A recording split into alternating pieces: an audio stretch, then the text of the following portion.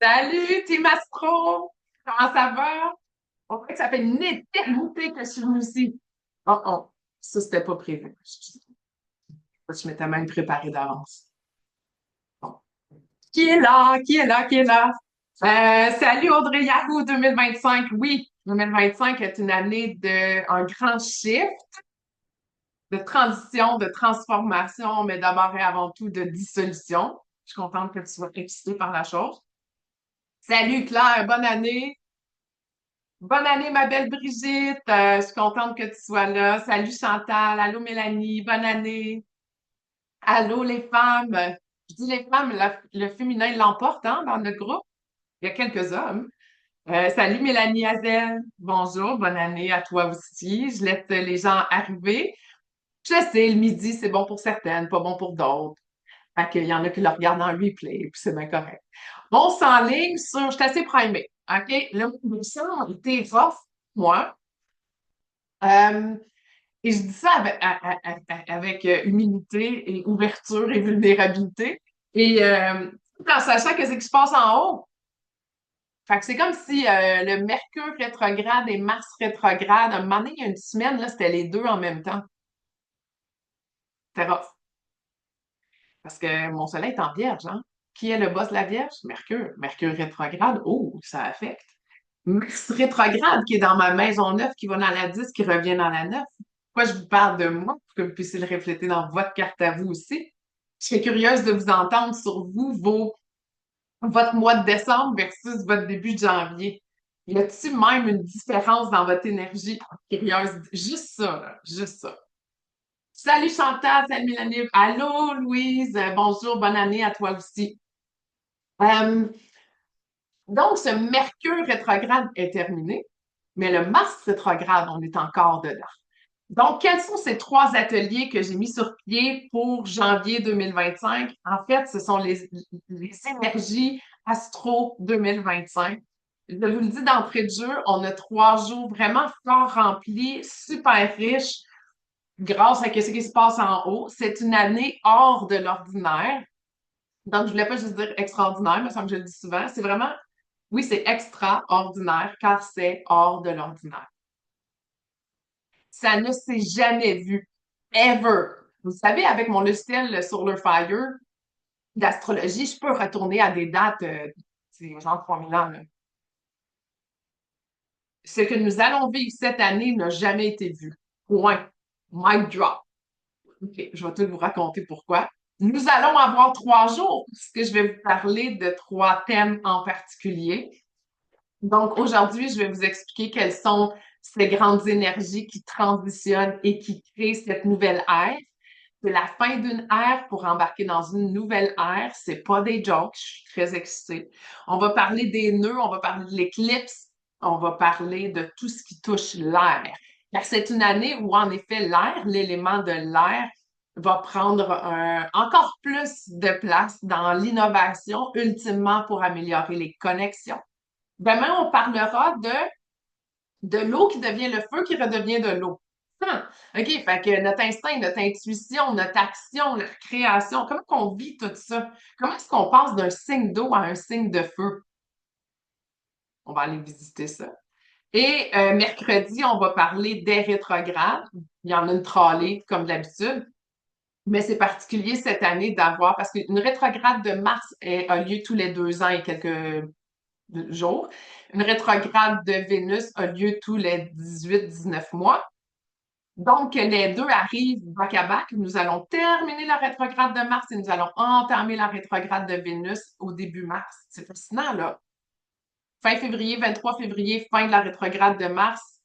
1er mars, OK, je recommence. Oui, c'est ça. 1er mars, début de la rétrograde de Vénus. Je vous le dis, là, mettez ça dans votre calendrier. Les 3 premiers mois de l'année sont des mois de dissolution. Tadang! Juillet 2025, un mois extraordinaire où est-ce qu'on va se tremper les orteils dans le lac pour dire à quoi ça ressemble cette nouvelle énergie. Une nouvelle énergie là, Rempli de transformation, mais aussi de générosité et de gentillesse. Gentillesse, non, mais quel mot plate, mais si révélateur. Je vais tout parler de ça mercredi. Excusez, ça pique.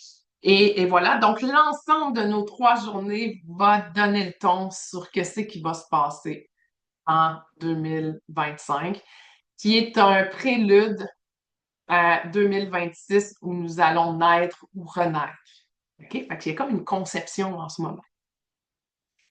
L'émergence, c'est un processus où est-ce que ça voit la lumière. Ben, ça voit la lumière cette année. C'est pour ça que j'ai appelé ça émergence. Je lis vos commentaires. Euh, Grosse tempête en décembre, plus doux en janvier. Plus clair depuis quelques jours. Décembre, gros deuil. Extraordinaire. Ça fait dinosaure. Allô, Julie! Salut, Christine! Merci de vos partages, Chantal et Claire. Bon, alors, je n'étais pas tout seul dans ce beat-là. Moi, je te dirais, là, ce que ça fait, c'est comme comment dire? OK. Comme un entonnoir que je vire de l'autre bord. Fait que là, c'est comme des opportunités sans fin. Une ouverture à plus grand que nous. Puis, you know what? Je vais vous dire autre chose. Encore une confidence personnelle dans ce début d'année 2025. Tu sais, vous le savez, ici, je fais de l'astro, là. Mais je suis aussi comme. Des fois, je me cache. Je dis, l'astro, c'est trop weird. C'est trop wouhou, tu sais. Ça l'est pas pantoute, là. Profondément, je le sais que ça l'est pas pantoute, là. C'est juste depuis 200 ans qu'on dit que c'est un peu wouhou. Mais avant, c'était utilisé dans toutes les décisions médicales, légales, philosophiques.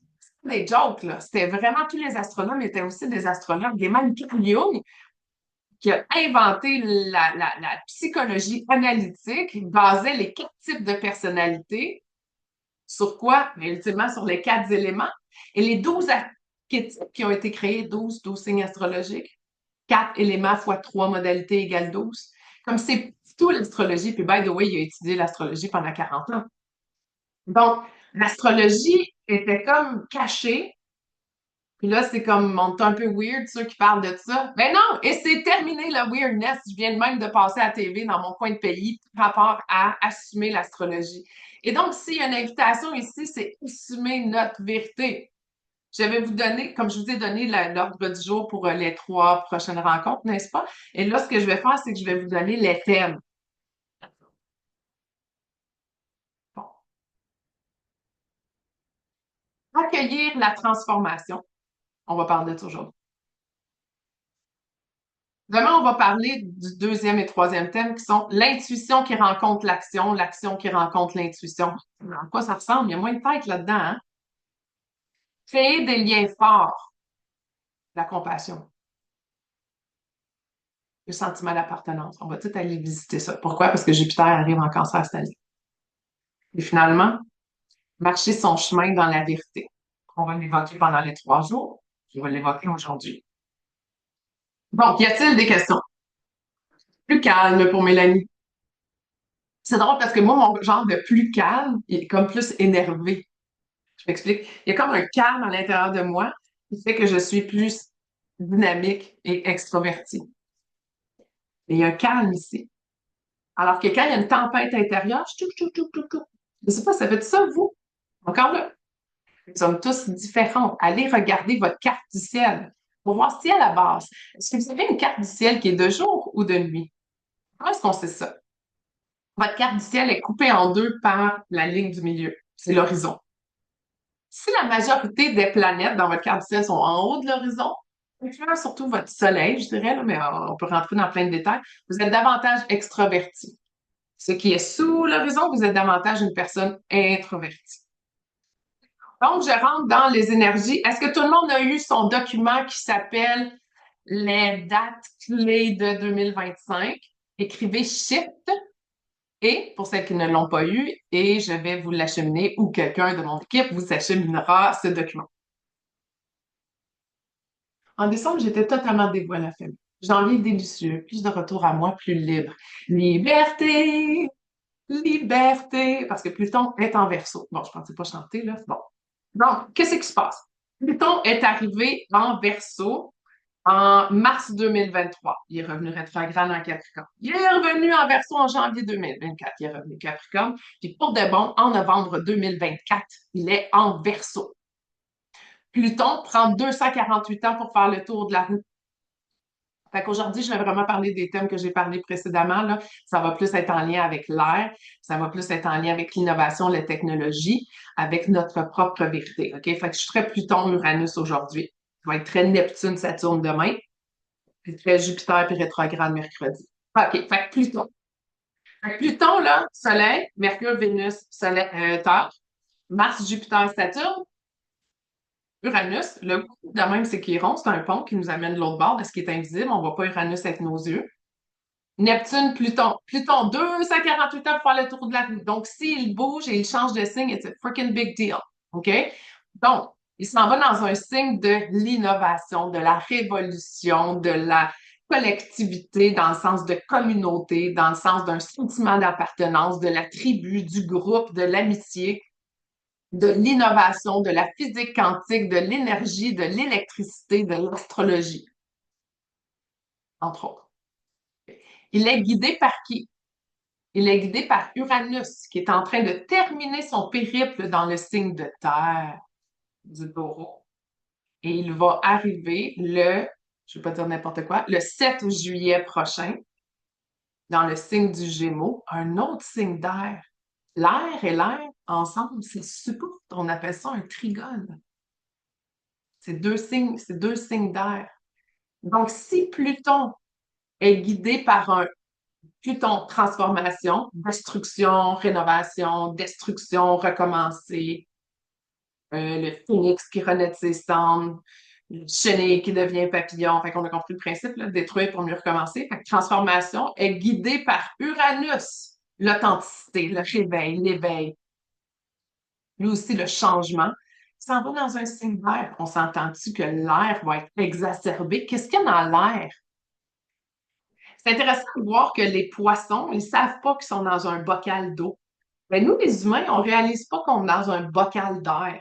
Qu'est-ce qu'il y a dans cette air-là? Un moment donné, j'étais allée à Sedona, puis ça a été un voyage initiatique extraordinaire. Puis c'est peut-être weird ce que je vais dire, puis c'est comme mon affaire à moi, mais en tout cas, c'est comme si je voyais l'électricité dans l'air. Je m'en souviens comme si c'était hier. Peut-être était-ce le fruit de mon imagination, je ne sais pas, imagination air. Mais il en demeure pas moins que toute cette électricité-là, toute cette énergie, on est composé à 99,999% d'énergie. Qu'est-ce qui crée quoi? Les vibrations. Nous sommes une chose avec un corps, mais en fait, on est tous en train de créer une harmonie de nos vibrations et les vibrations s'élèvent en ce moment. On va chanter une nouvelle tune. Donc, si Uranus, qui est le guide de Pluton, s'en va en Gémeaux, le signe de l'émerveillement, d'essayer de comprendre qu'est-ce qui se passe, puis essayer de rentrer pas essayer, entrer en relation avec les gens pour connecter. C'est donc dire que la technologie, l'intelligence artificielle, la réalité virtuelle, toutes les patentes qui utilisent la technologie, ça va passer à une vitesse supérieure. Je le sais que ça l'a déjà entamé, mais ça va passer encore à une vitesse supérieure. Et ce n'est pas tant pour nous isoler, au contraire, c'est pour mieux nous connecter. C'est ça qui veut le Gémeaux. En le fond, le signe du Gémeaux, c'est un signe de girouette par moment, un signe qui est à la fois givré, à la fois sérieux, un signe qui peut paraître superficiel, mais en fait, il va butiner jusqu'à temps qu'il ait vraiment saisi un concept important, puis là, il va creuser comme un enquêteur. C'est de la connexion qu'il veut. Donc, Uranus, unicité, mettez ça là, comme Uranus, soulignez le U. Vous allez vous souvenir que le but ultime d'Uranus, c'est d'amener à de l'unicité et de l'authenticité. Comment il fait ça? Il nous sac une clique en pleine face, où il nous dit de changer, ou. Bref, il est le changement qui mène à notre unicité. Fait que quand les deux planètes les plus liées à la liberté se parlent positivement, c'est qu'on est invité à accéder, pendant que tout se passe dans l'air, là, On est invité à accéder à de nouvelles fréquences pour chanter une nouvelle tune, mais elle n'est pas si nouvelle que ça. C'est juste qu'on l'a jamais mis en lumière, elle n'a jamais émergé. Fait que c'est quoi notre nouvelle tune? C'est la nôtre. Puis là, on assume notre unicité. J'en ai commencé à en parler lors de 2024, toute l'année. Oser, qu'est-ce que je disais? Oser créer, assumer, puis j'ai dit, oser créer, avancer. OK? Fait que comment tout ça, là, oser, puis là, c'est comme, OK, on s'assume dans notre vérité. Donc, on est invité à s'exprimer selon notre tune. Et pour accéder à des fréquences supérieures, c'est pas magie, là. C'est comme, moi, je vais hausser ma fréquence, ça va se faire tout seul. Non. On est invité à aller voir nos fréquences qui sont cachées. Il faut pas avoir peur, Pluton, peur. Au contraire, il faut avoir le courage, Pluton et Mars, d'aller voir qu'est-ce qui se passe en dessous. On sait pas c'est quoi, mais qui a dit que c'était lettre? Ça se peut-tu que ce soit encore plus beau dans les bas-fonds? Allez voir ce qui se passe à l'intérieur de soi pour pouvoir réémerger sous une forme de nouvelle chanson. Est-ce que c'est clair ce que je raconte? Je lis vos commentaires.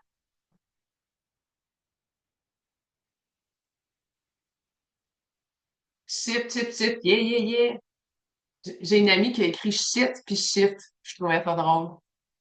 C'était comme dans l'air du temps qu'elle écrive ça. J'ai pas le documentaire, moi, c'est Marie. Jupiter en cancer. Qui écrit ça, là?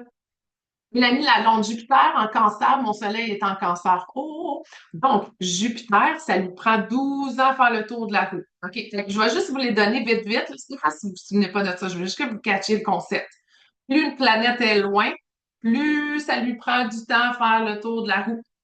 Terre, 1 an. Mars, 2 ans. Jupiter, 12 ans.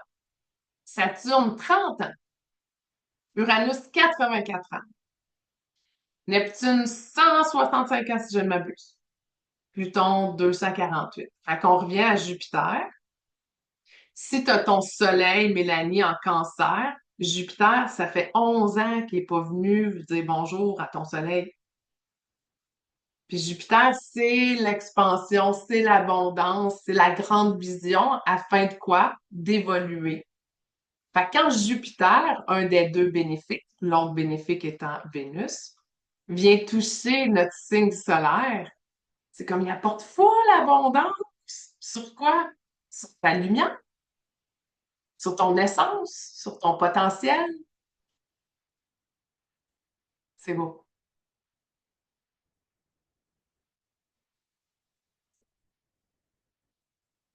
Bravo, je suis prête. Yeah, yeah, yeah. OK. Donc, ça, c'est vraiment en lien avec tout ce qui est le côté aérien. Regardez dans votre carte du ciel, quand vous regardez pour la signature de votre carte, quel est l'élément prédominant? Pour qui est-ce que c'est l'air? Alors, l'air va prendre une place exacerbée en 2025, particulièrement à partir de juillet prochain. Et ce sera le cas pour les 7 prochaines années. OK? Fait que attachez votre truc avec de la broche à foin. It's gonna go quick. Mais pendant que il y a une nouvelle tune qui est en train de se créer, c'est l'électricité dans notre corps, notre système nerveux. À quel point est-ce que vous reconnaissez les signes et symptômes de votre corps vous sont envoyés par les terminaisons nerveuses de votre système nerveux sympathique et parasympathique. Moi, c'est l'histoire de ma vie. Pourquoi? Parce que le guide de mon soleil, c'est Mercure. Et Mercure, c'est le guide, c'est aussi le transmetteur, c'est de l'électricité. Uranus, c'est aussi de l'électricité. C'est drôle, parce qu'en astrologie, on associe beaucoup Mercure avec Uranus. Lower mind, higher mind. Mais dans le fond, what's your mind? Is it really this? Ou bien c'est tout, c'est ton système électrique.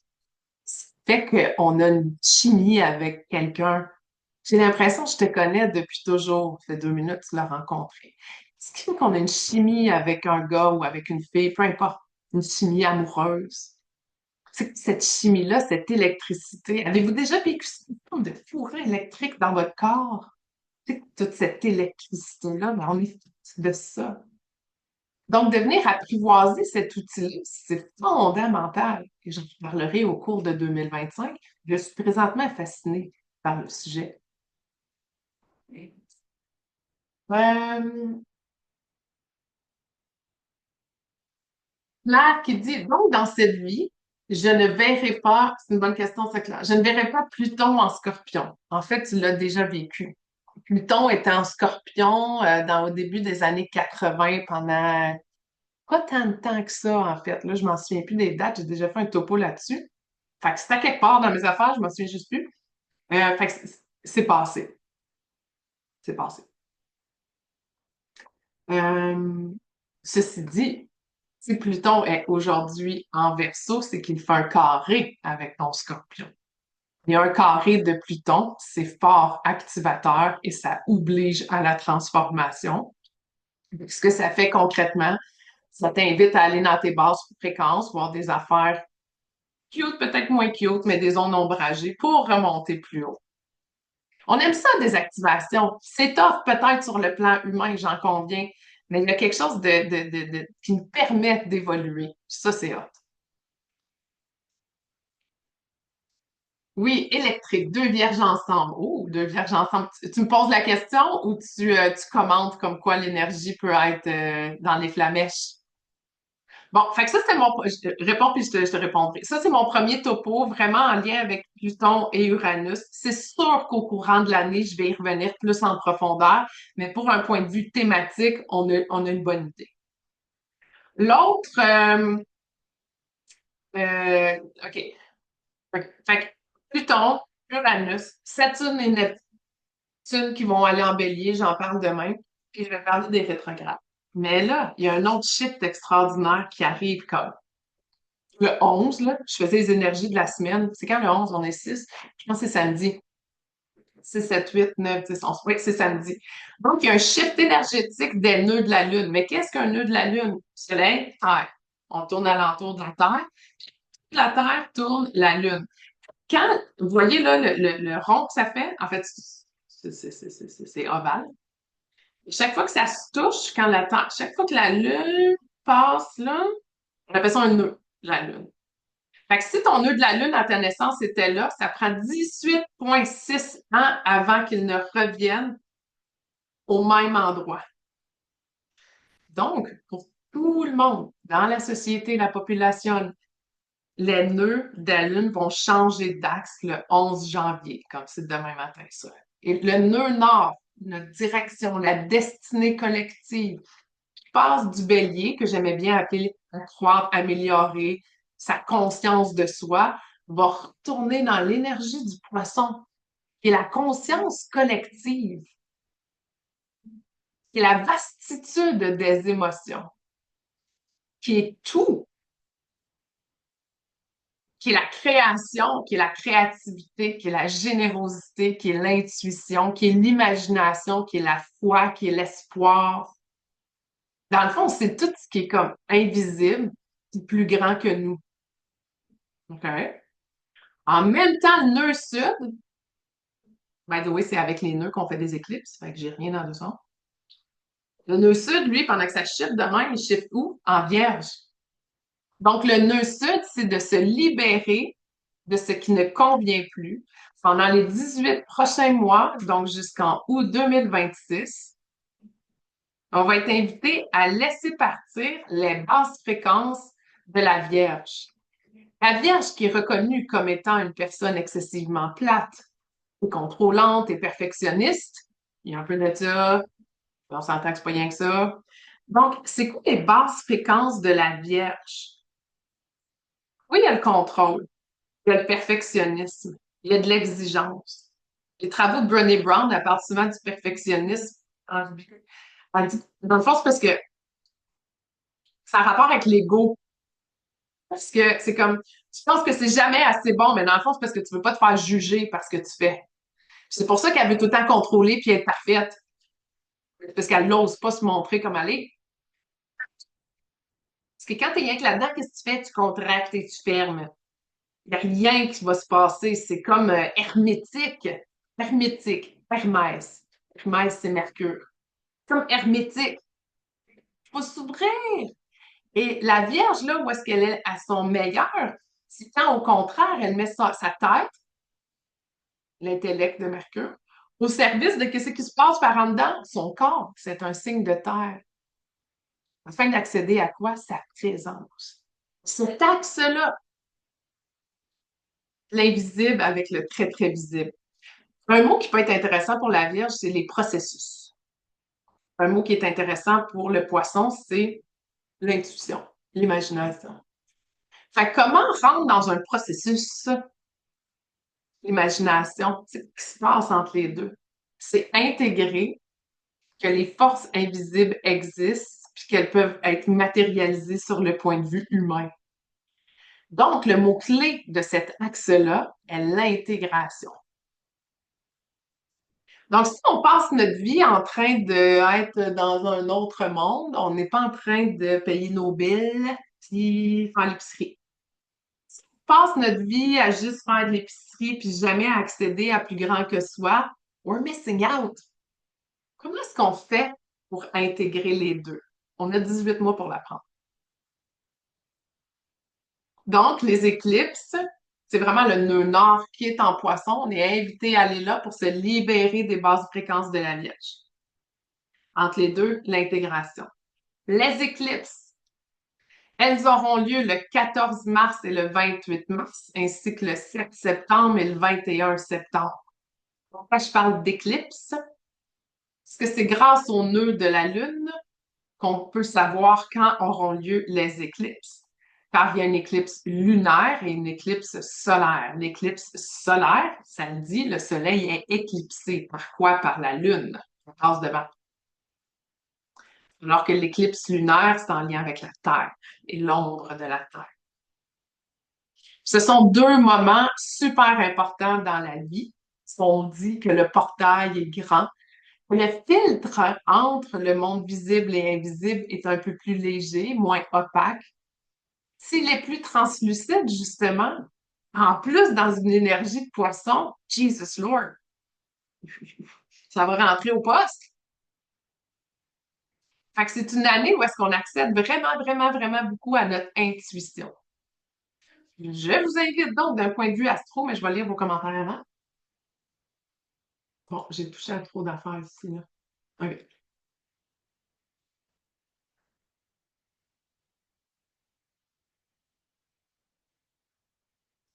Soleil en Verseau pour Brigitte, Lune en Poisson. Ouh, ça va être toute qu'une année pour moi, ascendant en Vierge. Yes, ma'am!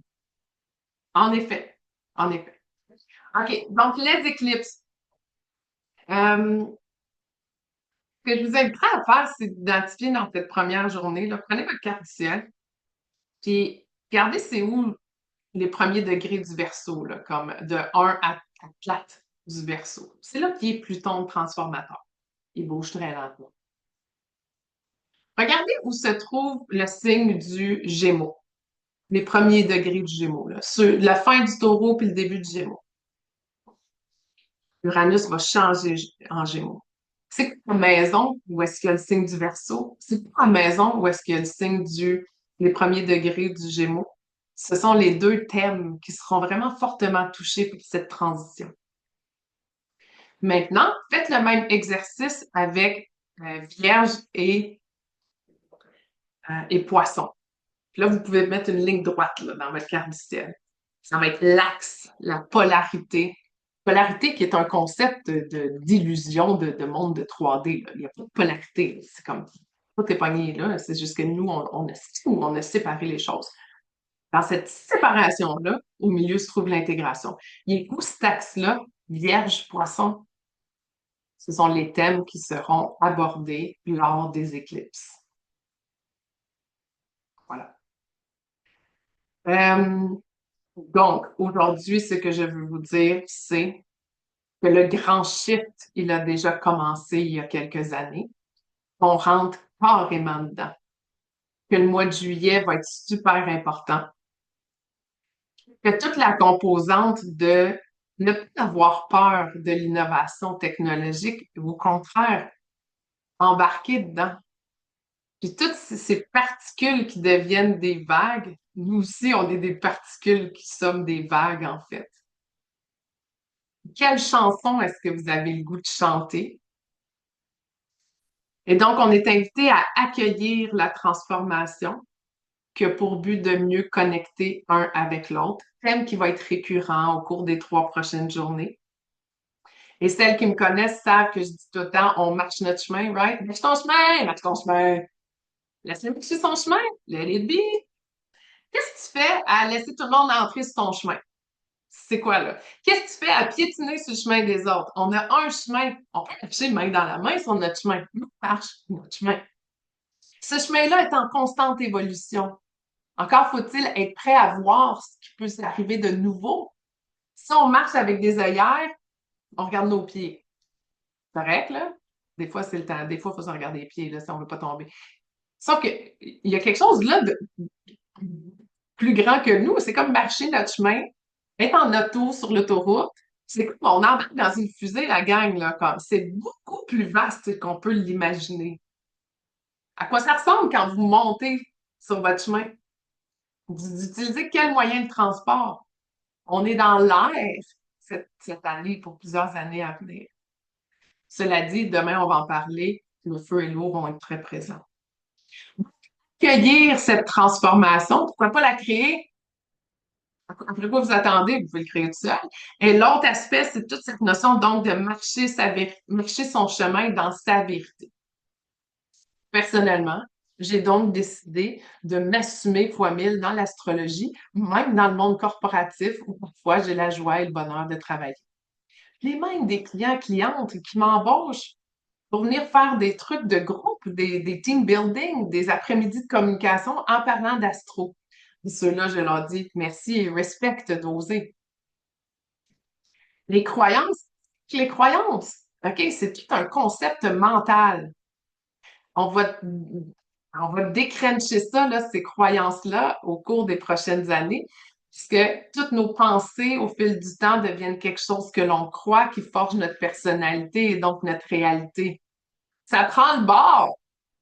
On revient à quoi? C'est plus nos pensées vont être au service de notre intuition, de notre instinct. C'est ce que je suis en train de dire, dans le fond, que notre âme devient notre boss. Fait que merci conditionnement. Ça fait 20 ans que Pluton nous a invités à détruire ce conditionnement pour qu'on puisse être libre, libre d'être soi, libre de penser, libre de connecter avec qui de droit et d'écouter écoutez votre chimie intérieure qui se passe. Écoutez votre instinct. C'est vraiment, vraiment, vraiment ça. Je pense que vous poignez le message, right? OK. Le nœud sud en Vierge, il va venir visiter mon propre nœud sud. Ah, Audrey, c'est ce qu'on appelle le retour des nœuds. Le retour des nœuds dans une vie, c'est super important. C'est comme si on arrivait dans un car wash, un lave-auto, puis là, il faut mettre nos roues droites. Puis là, c'est comme si on était sale, là. On a plein de boulets, là. Et là, on passe dans le car wash, on en sort libéré et prête à une nouvelle aventure qui dure 18,6 ans. Donc, le premier retour des nœuds a lieu à 18,6 ans, qui est souvent le moment de l'adolescence. On n'est plus un adolescent, mais on n'est plus tout à fait un adulte, on est souvent vraiment perdu. Mais arrive un moment où est-ce qu'on s'est comme casé tant au cégep. Il y en a qu'est-ce qu'ils font? Ben, soit ils vont à l'université, soit ils vont travailler. Il y a quelque chose où est-ce que l'adolescence, c'est quelque chose qui se clarifie en ce moment. Ensuite, vers 37 ans, vers 55-56, vers 55 plus, OK, fait que 73. C'est vraiment des moments charnières dans une vie. Ça dure pas si longtemps que ça, une couple de semaines. Mais souvent, c'est un moment où est-ce que c'est le c'est assez, je suis assez, je me libère de ce qui ne me convient plus afin de me diriger où est-ce que mon âme désire évoluer, qui est son nœud nord personnel. Donc, Audrey, si ton nœud sud est sur ton nœud sud et ton nœud nord est sur ton nœud nord, c'est parce que, oh, il y a un alignement extraordinaire pour que la vie évite de te libérer d'affaires qui ne marchent pas pour te diriger vers toi-même. Donc, toutes les femmes qui ont les âges que je viens de nommer en ce moment seront affectées. Les femmes que j'accompagne, c'est souvent dans le retour du nœud, des nœuds du 36-37 ans à peu près, puis du 55 ans à peu près. C'est ta question, Audrey, ou ton commentaire. Euh, Ma lune est mon MC à 28 degrés du poisson. Wow, Louise!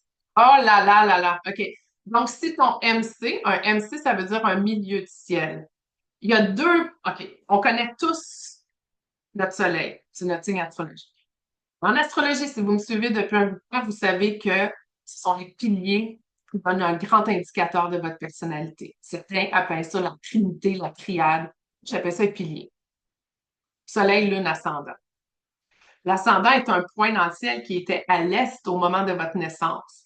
L'autre moment important, c'est le milieu de ciel, qui est toujours un 90 degrés. Des fois, c'est comme ça dépend de la latitude et la longitude et le moment de la saison où vous êtes né. OK? Mettons qu'il est là pour les besoins de l'explication.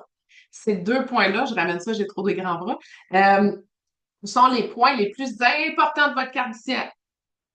Donc, si le nœud nord arrive sur ton milieu de ciel et que ta lune y est, c'est que tu vas être invité à reconnecter avec tes besoins afin d'amener encore plus de sens dans ta vie, de contribuer aux choses qui répondent à tes besoins viscéraux.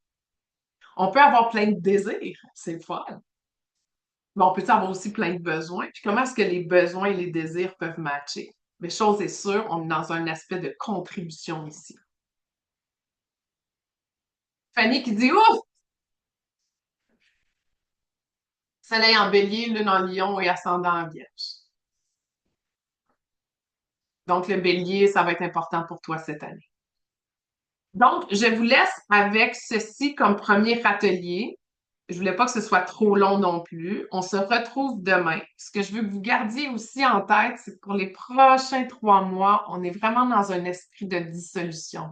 C'est quoi que vous voulez laisser partir parce que ça vous ressemble pas?